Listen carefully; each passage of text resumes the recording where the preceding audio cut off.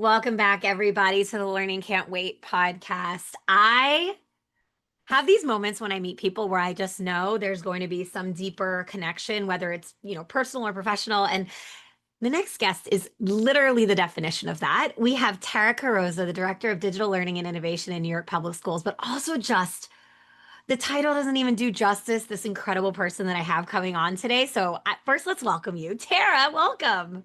Thank you. Thank you. Thank you for having me. I think when you and I met, folks were like, wait, you don't know each other? Right. And now I'm we like, wait, do. we do. Now we do officially Yeah, know each other. But for I'm sure. really thrilled to have you on today because one, I think you have a non-traditional story about your work into this space. And two, the way you're approaching a lot of the challenges before us educators today is refreshing. And I think folks will hear why in just a moment. But maybe you could start us off by telling us, like, how did you come to be the personal and professional version of yourself? Sure. Whew. So let me make it long and short all at the same time, I guess. So I grew up in Westchester, New York, Northern Westchester, and went to high school, John Jay High School. I played basketball. I played all sports. Sports were like a huge part of my life and still a huge part of my identity. And then I went to the University of Rochester, played college basketball there, went to two Final Fours. So very proud about Wait, like, wow. That yeah, is, I mean, that's not like, college athletics in general is a huge accomplishment, yeah. but to go to two Final Fours, Yes, yeah. So Division 3 basketball.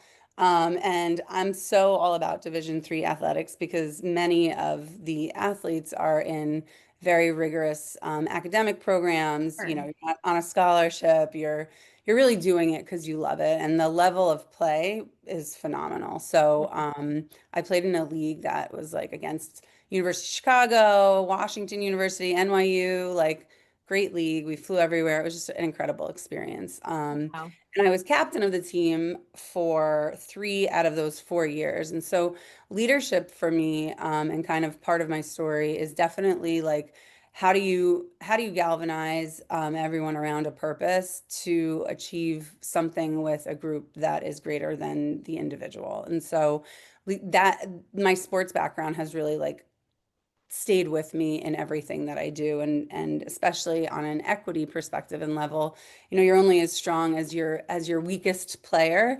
Anyone could play at any time, and so you have to be inclusive and understand the people that you're with and make sure you're optimizing all your talents whenever you're leading. So from college, I got this fifth year scholarship to go to London, study something different than my major. I studied economics. I went to London, was acting, went and studied Shakespeare and theater and really loved it and was like, this is my calling. And so stayed in London for a few more years, finishing acting school and then producing and acting for about four more. Came back to New York in 2010. And acting really didn't happen for me, so I really focused on producing, which led me to from Broadway theater to film, post-production of indie feature films, anywhere from like 30 to like $50 million. And I was living in Harlem and just didn't feel like there was a purpose to what I was doing. I was telling stories that were, um, stories that I didn't really want to tell. I didn't feel that personal, like impact on a daily basis, which I learned was really important to me. And Mm. so on the subway, I saw, do you need a career change? New York City Teaching Fellows. And I was like, yes, I do. Let me be a It spoke teacher. to you. It Yeah. spoke to me. Let me go from one crazy industry to another one. Yeah. But in all the best ways. And so I became a New York City teaching fellow. I taught in District 75, which is a non-geographical district across the city for students with very comorbid, complex disabilities and alternate assessment, self-contained classrooms. So I taught in the largest alternate assessment high school in New York City, 811X, South Bronx, and completely fell in love with teaching and used so much of the technology and film work that I had done to really provide social skills, training, and access to students with autism, and use technology to give opportunities to learning that otherwise wouldn't exist. And I was hooked. And then I was recruited to our IT division right before the pandemic in fall 2019, had a baby. Came back in like I think it was like the last week in February, and then a week later I was in the chancellor's office planning for the shift to remote learning. So it's What a quite a time to be crazy alive. Yeah. trajectory, yes. And I spent the pandemic. I spent 2019 to July 2022 in that director of citywide ed tech in our IT division, and then was appointed to lead the team that I do now, digital learning and innovation by Chancellor David Banks. And really, had the pleasure of learning about AI in from since 2020 in the IT role I was in and solutioning with machine learning for knowledge management across the system. And so when I came to this role, which lives under our pedagogical arm, I really, I said to the deputy chancellor at the time, I want to continue doing AI work.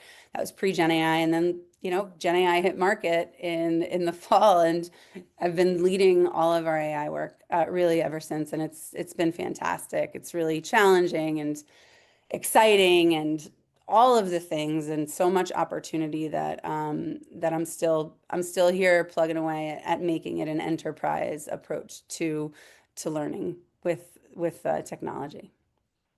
Wow. There's so much to unpack there, but I know. I selfishly have one question because Mhm. my husband works in film and television, or did, Oh. and now he has a little bit of a different approach. But when I was still in the classroom, I used to always tell him, you know how you're filming people on TV every day? I said, Hmm. being a teacher is acting. Do you feel that's Totally. true? 1,000,000%. It's acting, it's energy, it's being truthful. Like kids know when you're not being truthful, and Mhm. they smell it a mile away. And also, like the practice, like the craft of just like with sports, it's a practice that you have to hone and a craft, and you become better at it over time. And the more prepared you are, the more you figure out how to use your time to prepare effectively. And kind of let go of, for me at least, perfectionist tendencies that every lesson doesn't have to be perfect, but if you're prepared and you build trust with the students and routines, like go like things that as a mom I wish I could do are much easier as a teacher, but like really building So in much. structure routines. And then with that baseline, I always make a comparison to like Michael Jordan, like and even our data infrastructure. Now I use this in meetings. I'm like, we cannot reach the potential of AI without having our foundation. And our foundation with AI is data infrastructure. Foundation with basketball is your, foundational skills. Same with math and literacy. Same with Mm. anything. So in order to innovate, you need that foundation. And I think it's completely the same with being a Yeah. teacher. Yeah. Okay. I feel very validated. Thank you so much. Good. Happy to Diving do into it. more like, topical content here. What would Totally. you say? I mean, you have had a really unique pathway. You kind of went from one career to pivoting within that same field to completely pivoting. And now you're setting a lot of the digital strategy for the city of New York, which is the largest public school system in the entire US. Hmm. So, can you talk about what are your priorities and goals for the system at large today? That if you're listening to this and you're curious about how the biggest school system in the US is thinking about emergent technologies and 21st century learning experiences, you're going to get to hear it now. So what are they? Sure. So because I have a business background, I really think of the business of education. So I actually uh, don't think of the shifts as like the career shifts, like sectors as different as maybe a smaller district would have that. We have a $41 billion annual budget in New York City, so it's huge. So how are we actually spending our resources? What access already exists to tools that we have to technology? And then what are the change management procedures and systems and structures that we have to set up in order to take advantage and to really serve our users, i.e., our students or families, and really also leaders and teachers? How do we make it easier for them in order to do the work that they have built their personal crafts to do? And so, like, it's about creating freedom and creating systems and structures that do that, where technology is this accelerator and enhancer, and we have so much access to it. But how do you put all of that together? And it starts with people. You have to have the right people in the right roles, defined roles, who owns what, and how do we work together in a cohesive way across the organization. So, one of the things we're thinking about standing up is a central structure, like a task force for AI. Our chancellor has been a complete champion uh, of really bringing in like like us refocusing on like what our partnerships are. So we Mm. launched this initiative, NYC Cares. And so with AI, there's so many questions that families have. Like there's one part of like comprehensive support for teachers and leaders, but like kids are using AI. Kids are using AI at home. Families are using AI. How do we bring all of that together? So that's what I'm really focused on this year. You've shared a lot here just now in this conversation about how people are at the center of technology, and I appreciate that so deeply because at the end of the day, we're creating humans who are going to have to Correct. engage and interact and be a part of a larger world and system, and technology is a part of that. Correct. And so it warms my heart whenever we hear a Mhm. leader on the podcast that talks about people being at the center of this work, because it really does. At the end of the day, we can have fears and worries and concerns about what AI will be like for our kids and our students' futures, and we can also help prepare them for a world with technology via humanizing Correct. technology. Correct. And like, not to talk about basketball again, but I will. But Please bring my it back to my basketball. quote in basketball was, "Don't talk about it, be about it." And Yeah. so, we have a lot of I have a lot of questions about who owns the expertise with AI. And my view is that no one really does. Like no one has the right at this moment to say I am the expert in AI, Mhm. especially AI in education. We all have individual expertise and content area knowledge, domain expertise, but the whole point of education is that it's a human right. And Mm. and the point is it's a education is a tool for society to become better, for us to become better together. And the only way we become better together as a system, as a country, is by equitable access for everyone to the knowledge, skills, and abilities that will push us forward. And so to me, education is the most important sector in our country. It's the foundation that feeds everything else. And so I'm also really focused on shifting mindsets internally that we don't have to be consumers of what big tech are offering, or even now with like, oh, we want to invest in K-12. That's great, and we are not going to be just receiving what you're offering. We actually want to be demanding what we need and having you come up with what the offer is based on what the demands of education require. And so that's another area that I'm really trying to shift the mindsets, and also beyond mindsets, just the belief in how we interact with our external partners as well. It is so important in ed tech or tech in general for the users to be the center of the work Correct. and not the tool. So it goes back to that human element again. I applaud you being vocal about tech and ed tech needing to center the actual needs, not just what they believe the needs to be. Mhm. I'm It curious. makes Oh, go mhm. ahead. No, please go, No, go. it makes me sometimes not well liked in certain instances. And I used to struggle with that, but now I'm like, I'm okay with it. I'm okay being that person that's gonna say the hard thing, or say things that at times too really challenge legacy work. I think that's happened, Mm. and legacy expertise. And not that the expertise itself is like legacy, it's just the approach needs to shift. We need to take expertise and use it in different ways, and also honor, recognize, and integrate other domains of expertise that are critical to education now. Rabble rousing is so important in education. I really believe it. And there's enough rabble rousers, but not enough there's not enough rabble rousers right now. I'm curious True. though, when you think about bringing digital initiatives to the city of New York, Hmm. how Hmm. do you measure if they're successful? Like what are the standards you're Woo. using? That's that's a great question. Well, one of the ways I'd like to measure it is through technology. So, and also this comes back to like upskilling leadership and upskilling different stakeholders within the system. So, principals are the instructional leaders of their school.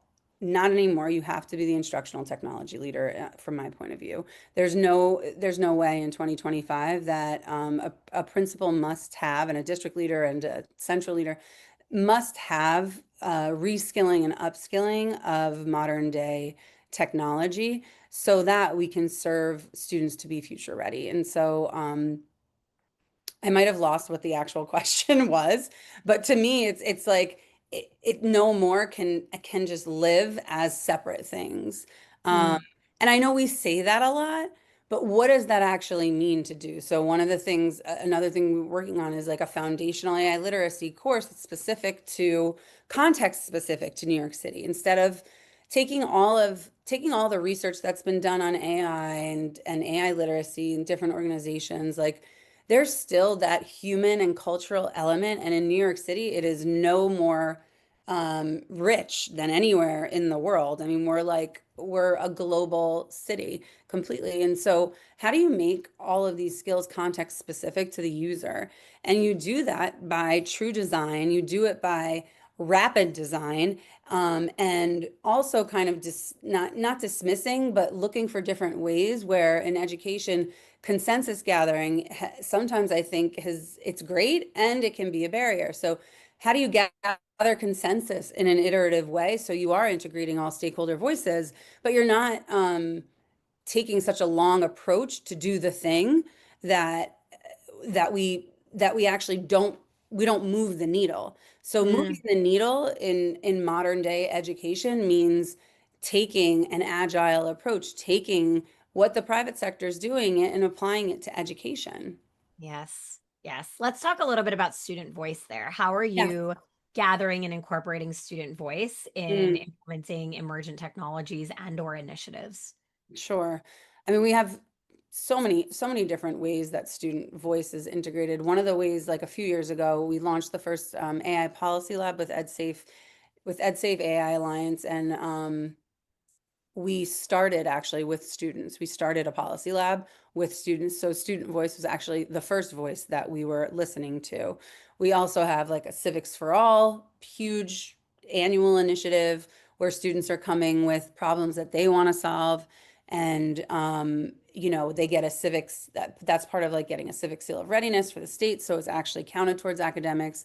Um, there's so many different pieces of how student voice is integrated. I'd love this year. We really need to focus on building the foundation for adults because adults are teaching the students. So we're focused on that. And through that, students in each of the districts will have an opportunity to share their voice. Students are building tools. There's so many things going on, but how do we actually, like your question of how do you take that measure it, and also be able to communicate that impact in a meaningful way? We're still working on that, and I think that's a normal place to be right now, given how many given how many opportunities are also coming at us. We Mm, also have to sift through what's being offered to us. And so sure. sometimes, not even sometimes, I think right now there's true power in like, no, this is our focus. Like more is not better. Yeah. Focusing in and going deep on the tools that we have, I think is really where we'll see true growth this year. Yeah, and you talked a little bit about another stakeholder that is vital here, which is our teachers. What do Huge. you think? Yeah, what do you think you've learned about helping teachers feel confident with emergent technology? Since I was like in the classroom, I researched this CBAM model, and I'm forgetting the concerns-based adoption model for innovation. And it's a research-based model, but it really starts with like, what is the personal value to you? Like, what are your individual needs? And like recognizing that, having the person articulate it, and then showing how a tool or engaging in this work will create value based on what you already find valuable and where your value lives, I have found becomes it's transformational. And also connecting it to work that you're already doing. Like it's not the pylon. The pylon, we know as educators, like cognitive overload is so real. So like why wouldn't that be the same for teachers? So we talk about all the ways we want to design intentional personalized instruction for students and scaffold and this and that. The experience must be the same for teachers. And also, we have to listen to the pain points that teachers are having on the receiving end of systems that we design or expectations around, delivering instruction enhanced by technology that they're saying this isn't working for me. And so the through line and the connection of like teacher feedback back to our central teams, we're really working on making that more direct, more real time, so we can integrate, just like we want teachers to integrate that real time data, that formative assessment, we need to do that and hold ourselves accountable to that. So that's another area that we're looking to do through technology. Yeah, no, that's a helpful framework. Frameworks always, I feel like, ground educational practices Yes. in continuity and consistency. And if you can really find one that operates well within the system that you operate within, Hmm. it makes people feel valued and heard, and they can know what to expect when they're trying Yeah, out. it's Yeah. safety. It's psychological safety. Yeah. There is Thank you. That's safety. it. That's the Yes, word. that's okay. But there's two, I think there's two parts of the psychological safety with adults in the education space. One is I see you, I feel you, I validate you, I hear you, right? It's recognizing the human despite all of these asks we're demanding of them from their professional life. And there's also, we've built a system that values the human capability within this system, within this infrastructure. And so, speaking of frameworks, one of the things we're going to be working on is creating an AI governance framework. And usually, when you hear governance, it's like, oh, okay, that's policy, that's this and that. It starts with people. Part of the framework is starting with people. That's the first thing. And so then having everyone unified around the framework, okay, these are our core parts that we're focusing on as a system for AI integration that's responsible, safe, ethical, all of these things. Like, I think that also creates safety because it's a place people can go, see, engage with. And from that, hopefully, we can unify. People want to feel unified. People want to feel together. It's when people don't feel together that the motivation completely decreases. You want to feel like you're doing something bigger than yourself. Yeah. So that's the That's goal. why you came into education. I guess so. And here you It are, is. Here I living am. Yes. your dream. Living the dream. I really am, though. I really, really am. It's like I've had to do some deep personal work on my why of staying in education. And Mhm. every time I come back to it, it's really like I am really a servant leader. I really want to serve the greater good. And for anyone struggling with like, why am I still in education or I'm burnt out or this or that, like take some time to go back to like your whys and your integrity and like when you're up against challenges revisit those because it helps to like remove the noise from Yeah. what's going on. Yeah. And you and I have been talking a little bit about like prioritizing our Yes. needs, our personal needs, so that we Mm, can better show up in all the areas of our life. And I think that it's an important conversation, and it's one you can't ignore in leadership because so often you're serving others, but there also has to be a time to like fill your cup and replenish yourself. totally. And I've found that remembering my goals, my values and my like the principles that I live by, when I know that everything that I'm doing at work is like living through those authentically, it actually makes the other stressful things kind of fall to the wayside when you do prioritize yourself. And I think as women too, that's hard to do. It's not part of what we learn in our culture growing up. It's not part of, and also I listened to this like mini driver um it's Instagram video. She's talking about women being assertive. And she was saying something to the effect of like, you know, yes, no one likes assertive women or something, but people dislike even more women who are nice and who hold so much resentment because they haven't like expressed themselves. And so you might as well be assertive. You might as well let it out because at least you'll be living in your truth. And if they're not going to like you anyway, live in your truth. Yeah, 100%. Yeah. 100%. And get your pink back, right? And get your thing back. Get that thing back. You know, Tara, you have a really important role in the education of millions of children, and it is really awesome to hear how you approach this work and Thank you. your unapologetic nature.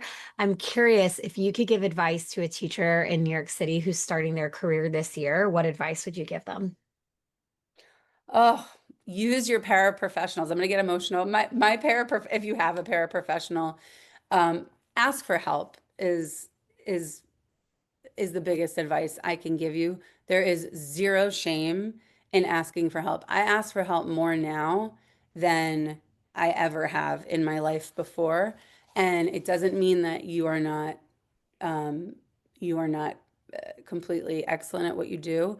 It means that you know your limits and also you want to learn from others and you see value in continuous learning. And so ask for help and lean on people who have been in the system and who are offering who have something that you think might be valuable, or even if you think it's not valuable. Like my paraprofessional, Milagros Rosa, they called her the drill sergeant, and I was like, this lady's so serious. Why she was like basically running the class, like when I got there, and I was like, I'm the teacher. Wait, why is she doing this? And then I realized like this woman's been here like 40 years. She just looks at a kid and they like do what she says.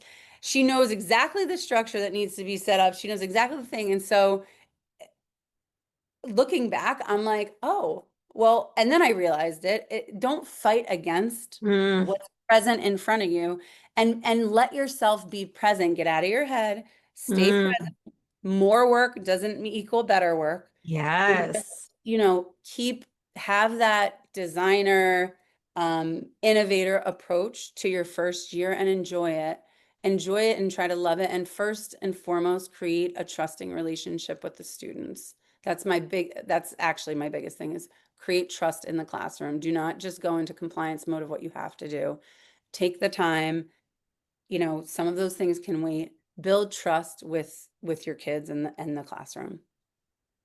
Amazing. Tara, thank you so much for sharing your point of view, your wisdom, your expertise. It has been such a pleasure having you on the podcast today. Oh my gosh, thank you. And congrats to you for such an awesome podcast and for doing the thing too, Haley. And I can't wait to read your book that you're going to be writing. I bet it's coming soon. Oh, you said it. It happened. I have It to has work on it. to It has happen to happen. You heard it here first, people. now. Thank you, Tara, and thank you to You everybody too. for tuning in today.